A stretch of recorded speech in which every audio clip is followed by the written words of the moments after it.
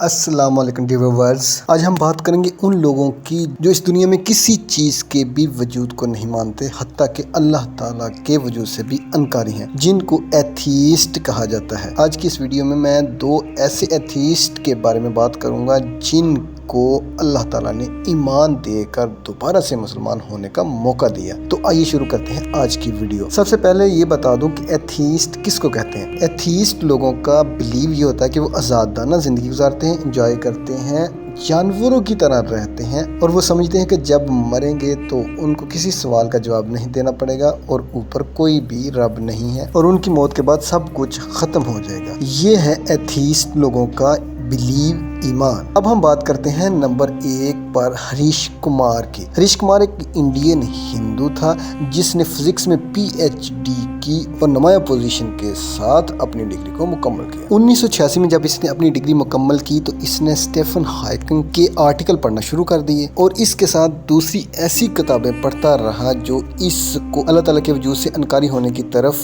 Guide کرتی رہیں، اور آخرکار ایسا وقت آیا کہ جب یہ ہر چیز سے انکاری ہو گیا اور آخرکار اللہ تعالیٰ کے وجود سے بھی انکاری ہو گیا اور ہندو مذہب کے تمام عقائد سے بھی بری ہو گیا۔ اس شخص کو ڈاکٹر ذاکر نائک نے بھی قائل کرنے کی بہت کوشش کی، لیکن ڈاکٹر ہریش کمار کسی بھی بات پر ڈاکٹر ذاکر نائک سے قائل نہ ہوا۔ بس پھر ایسے ہی وقت گزرتا گیا اور یہ اپنے عقیدے پر قائم رہا۔ آخرکار 2005 کی ایک صبح کو اس کے گھر کی بیل بجتی ہے۔ ڈاکٹر ہریش کمار باہر نکلتا ہے تو دیکھتا ہے باہر سبزی فروش سبزی دینے کے لیے آیا ہوا ہے۔ یہ وہ سبزی فروش ہے جو 20 سالوں سے ڈاکٹر ہریش کمار کے گھر میں سبزی دے رہا ہے۔ یہ سبزی فروش ڈاکٹر ہریش کمار کے جاننے والا تھا، تو اسی وجہ سے ڈاکٹر ہریش کمار اس کو اپنے ساتھ گھر لے گیا اور تھوڑی دیر کے لیے اپنے پاس بیٹھنے کا کہا۔ کچھ دیر عام گفتگو ہونے کے بعد بات گھومتے گھماتے پھر اسی چیز پر آ کر رکی کہ ڈاکٹر صاحب آپ ایتھیسٹ کیوں ہو گئے ہیں، اور ساتھ سبزی فروش نے اپنے طور پر اس کو سمجھانے کی کوشش بھی کی کہ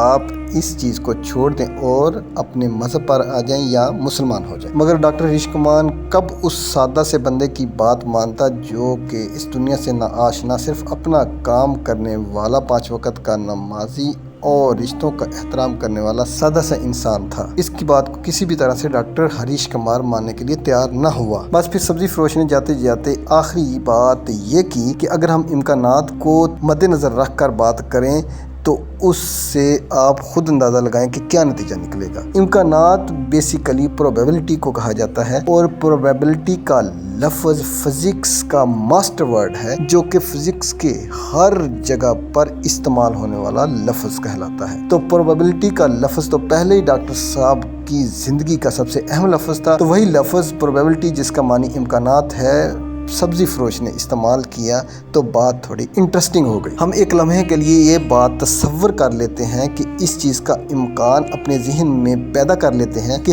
ہم دونوں ایک جیسے ہیں اور ہم دونوں یہی سمجھتے ہیں کہ آخرت میں کوئی بھی خدا نہیں ہے اور کسی چیز کا کوئی فیصلہ نہیں ہونا، موت کے بعد سب کچھ ختم ہے۔ تو پھر میری اس زندگی گزارنے کا طریقہ اور آپ کی زندگی گزارنے کا طریقہ دونوں مختلف تھے، لیکن اس کے بعد اس چیز کا کوئی امکان ہی نہیں ہے کہ کچھ ہوگا۔ لیکن اگر اس چیز کا امکان پیدا ہو گیا، جو میرا مسلک ہے، جو میرا یقین ہے کہ اللہ تعالیٰ موجود ہے اور اللہ تعالیٰ نیکی اور برائی کا حساب کریں گے، تو پھر آپ اپنے سامنے پیدا ہونے والے امکانات کا جائزہ لیں اور سوچیں کہ آپ کے ساتھ کیا ہوگا، کیونکہ شاید اللہ تعالیٰ میرے کسی نہ کسی عمل کی وجہ سے مجھے بخش دیں اور مجھے جنت مل جائے۔ لیکن آپ اگر اس امکان کو اپنے ذہن میں رکھ کر سوچیں تو پھر آپ کے سامنے تو صرف اور صرف ناکامی کے امکانات ہیں، کیونکہ آپ نے تو دنیا میں کوئی ایسا عمل کیا ہی نہیں جس وجہ سے آپ کی بخشش ہو سکے۔ دونوں امکانات کو سامنے رکھیں اور سوچیں، اور پھر آپ اندازہ لگائیں کہ ان دونوں امکانات کے ہونے یا نہ ہونے سے کیا فرق پڑے گا۔ بس یہ بات کہہ کر سبزی فروش روانہ ہو گیا، لیکن اس بات نے ڈاکٹر ہریش کمار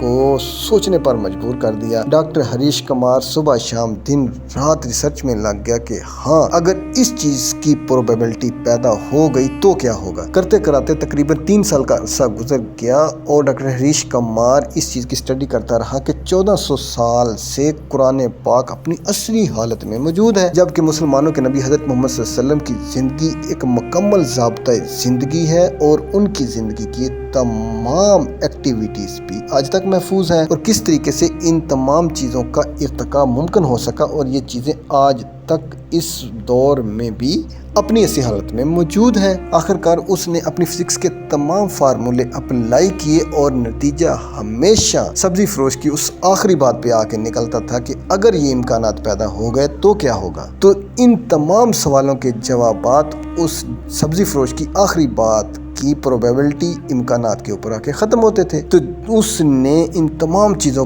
کو مد نظر رکھتے ہوئے دین اسلام کو ایک مکمل اور سب سے بہترین دین پایا اور اسلام قبول کر لیا، اور اس نے اپنی 3 بیٹیوں کو بھی حافظ قرآن بنایا، اور اس نے یہ سوچ کر ان کو حافظ بنایا کہ وہ آنے والے وقت میں اس دین کو اگلے لوگوں تک پہنچا سکیں۔ اور اس سے بھی انٹرسٹنگ چیز یہ کہ اس نے مسلمان ہونے کے بعد اپنا نام عبد الاحد رکھا۔ عبد الاحد اس نے اپنا نام کیوں رکھا؟ کیونکہ عبد الاحد تو سبزی فروش کا نام تھا، تو سبزی فروش اس کے ایمان لانے کا باعث بنا۔ اس کے بعد دوسرے نمبر پر ہم بات کریں گے پاکستانی ایکٹریس یشما گل۔ یشما گل پاکستانی ڈرامہ انڈسٹری کی ایک بہت ہی مشہور ایکٹریس ہیں۔ وہ اپنی سٹوری خود بتاتی ہے کہ میرے ایتھیسٹ ہونے میں میرے ایمان کے کمزور ہونا سب سے مین ریزن تھی۔ جب آپ کا ایمان کمزور ہو جاتا ہے تو شیطان آپ پر حاوی ہوتا جاتا ہے اور اپنی مرضی کے کام کروانے لگتا ہے۔ اس حالت میں انسان سہارے ڈھونڈنے لگتا ہے اور مسائل کا حل دوسرے کے نقصان میں تلاش کرنے لگتا ہے، جبکہ کامیابی کا راستہ لڑائی اور جھگڑے کے ذریعے سے تلاش کرتا ہے۔ اور